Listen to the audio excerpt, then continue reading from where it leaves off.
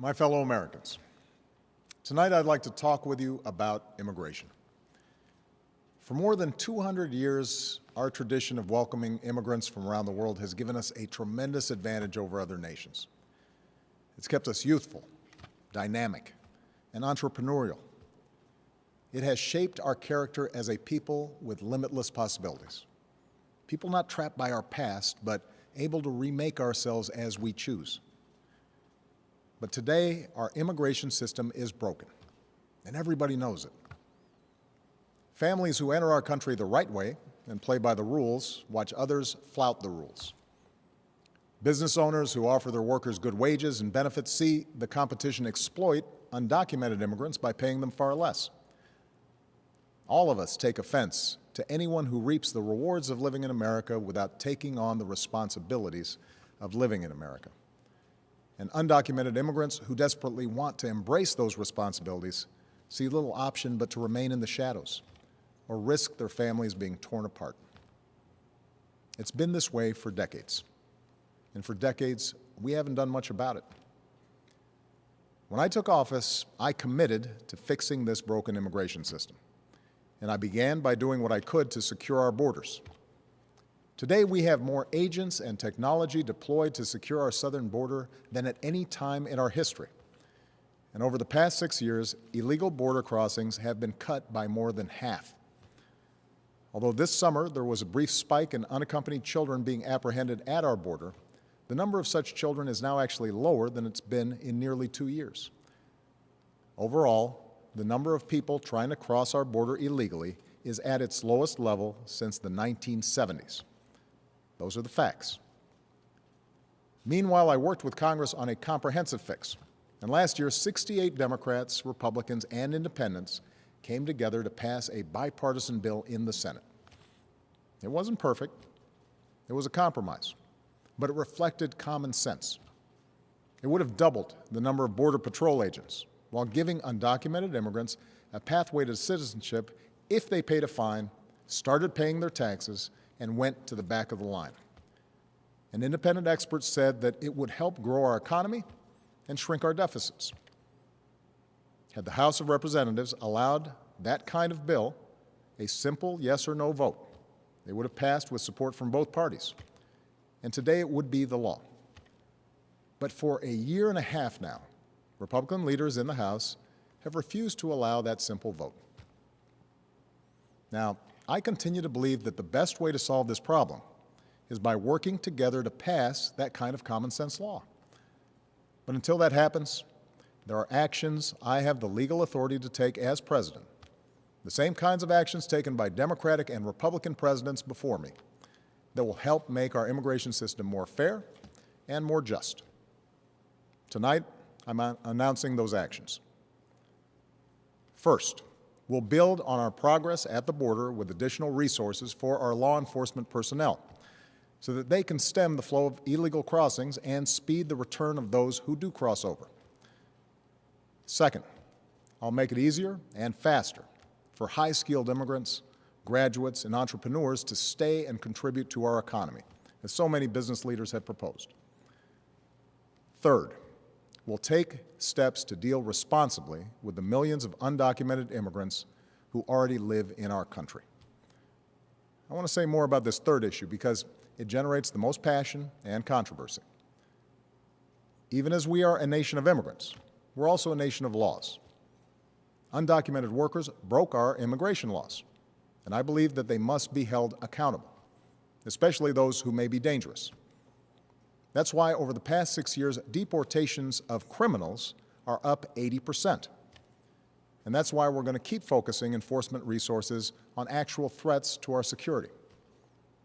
Felons, not families. Criminals, not children. Gang members, not a mom who's working hard to provide for her kids. We'll prioritize, just like law enforcement does every day. But even as we focus on deporting criminals, the fact is millions of immigrants in every state, of every race and nationality, still live here illegally. And let's be honest, tracking down, rounding up, and deporting millions of people isn't realistic. Anyone who suggests otherwise isn't being straight with you. It's also not who we are as Americans. After all, most of these immigrants have been here a long time. They work hard, often in tough, low-paying jobs. They support their families. They worship at our churches. Many of their kids are American-born or spent most of their lives here, and their hopes, dreams, and patriotism are just like ours. As my predecessor, President Bush, once put it, they are a part of American life. Now, here's the thing. We expect people who live in this country to play by the rules. We expect that those who cut the line will not be unfairly rewarded. So we're going to offer the following deal. If you've been in America for more than 5 years, if you have children who are American citizens or legal residents, if you register, pass a criminal background check, and you're willing to pay your fair share of taxes, you'll be able to apply to stay in this country temporarily without fear of deportation. You can come out of the shadows and get right with the law. That's what this deal is. Now let's be clear about what it isn't. This deal does not apply to anyone who has come to this country recently. It does not apply to anyone who might come to America illegally in the future. It does not grant citizenship or the right to stay here permanently or offer the same benefits that citizens receive. Only Congress can do that. All we're saying is we're not going to deport you. I know some of the critics of this action call it amnesty. Well, it's not. Amnesty is the immigration system we have today. Millions of people who live here without paying their taxes or playing by the rules, while politicians use the issue to scare people and whip up votes at election time. That's the real amnesty, leaving this broken system the way it is. Mass amnesty would be unfair. Mass deportation would be both impossible and contrary to our character. What I'm describing is accountability, a common-sense middle ground approach. If you meet the criteria, you can come out of the shadows and get right with the law. If you're a criminal, you'll be deported. If you plan to enter the U.S. illegally, your chances of getting caught and sent back just went up. The actions I'm taking are not only lawful, they're the kinds of actions taken by every single Republican president and every single Democratic president for the past half-century. And to those members of Congress who question my authority to make our immigration system work better, or question the wisdom of me acting where Congress has failed, I have one answer. Pass a bill. I want to work with both parties to pass a more permanent legislative solution. And the day I sign that bill into law, the actions I take will no longer be necessary. Meanwhile, don't let a disagreement over a single issue be a deal breaker on every issue. That's not how our democracy works. And Congress certainly shouldn't shut down our government again just because we disagree on this. Americans are tired of gridlock. What our country needs from us right now is a common purpose, a higher purpose. Most Americans support the types of reforms I've talked about tonight, but I understand the disagreements held by many of you at home. Millions of us, myself included, go back generations in this country with ancestors who put in the painstaking work to become citizens. So we don't like the notion that anyone might get a free pass to American citizenship. I know some worry immigration will change the very fabric of who we are, or take our jobs, or stick it to middle-class families at a time when they already feel like they've gotten the raw deal for over a decade. I hear those concerns. But that's not what these steps would do. Our history and the facts show that immigrants are a net plus for our economy and our society. And I believe it's important that all of us have this debate without impugning each other's character. Because for all the back and forth of Washington, we have to remember that this debate is about something bigger. It's about who we are as a country and who we want to be for future generations.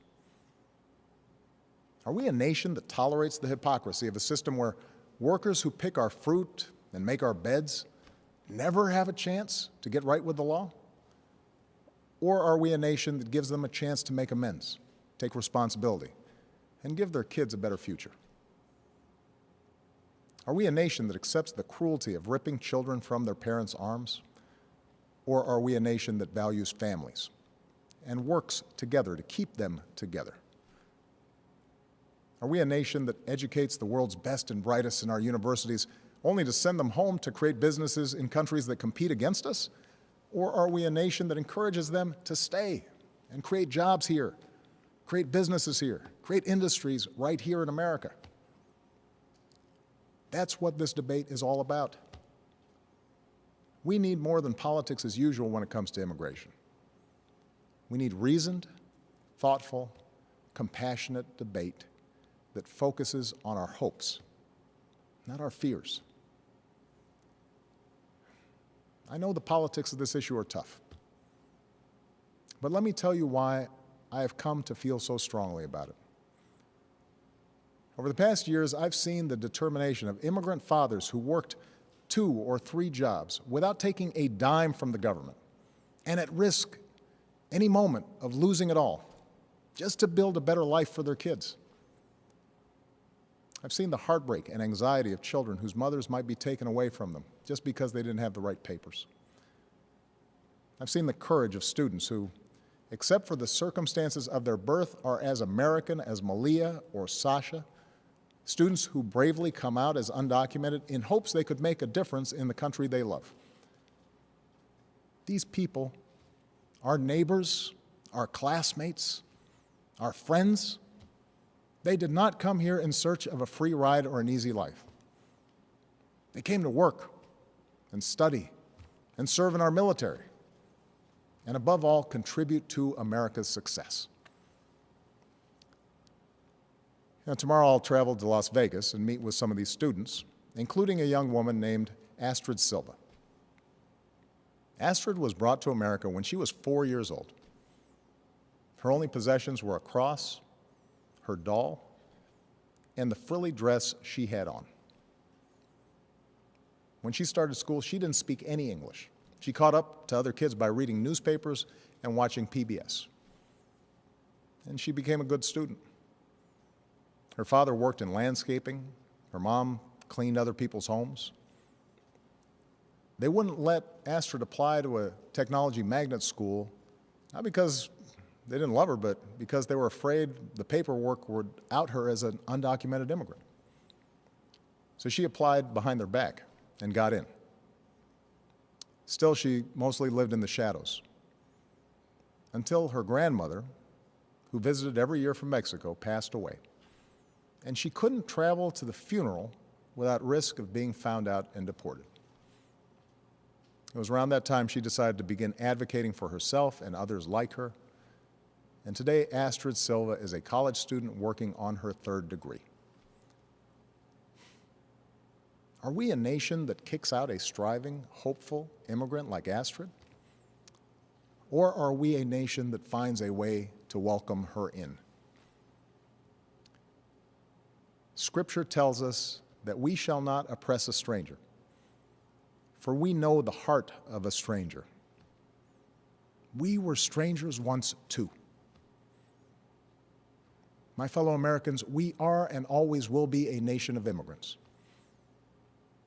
We were strangers once too.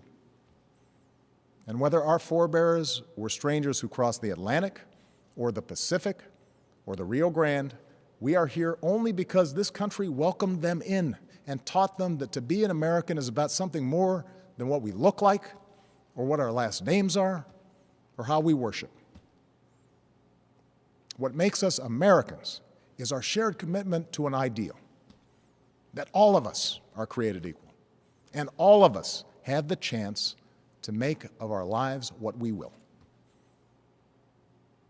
That's the country our parents and grandparents and generations before them built for us.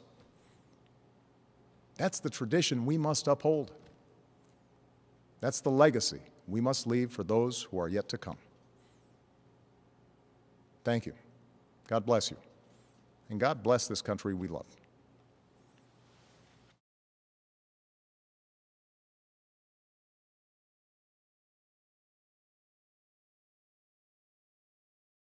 responsibilities of living in America.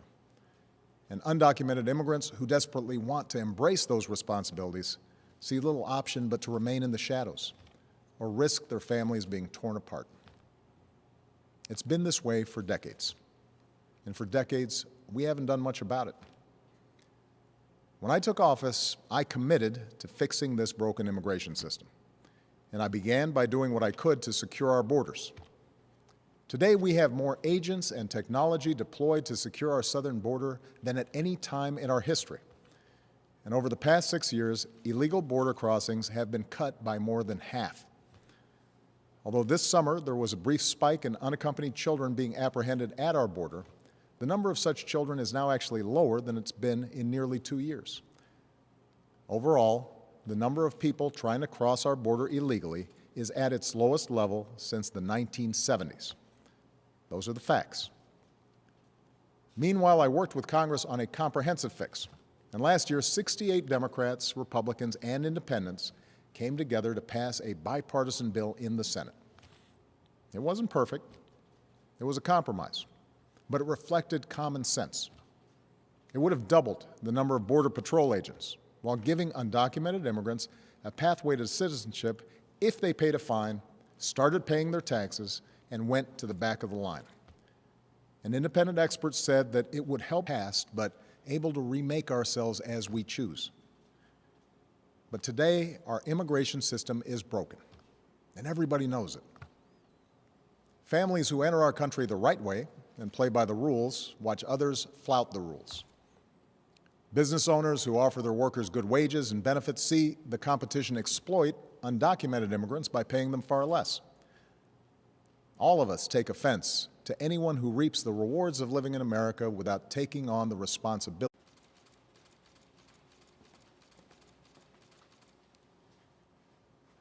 My fellow Americans, tonight I'd like to talk with you about immigration. For more than 200 years, our tradition of welcoming immigrants from around the world has given us a tremendous advantage over other nations. It's kept us youthful, dynamic, and entrepreneurial. It has shaped our character as a people with limitless possibilities. People not trapped by our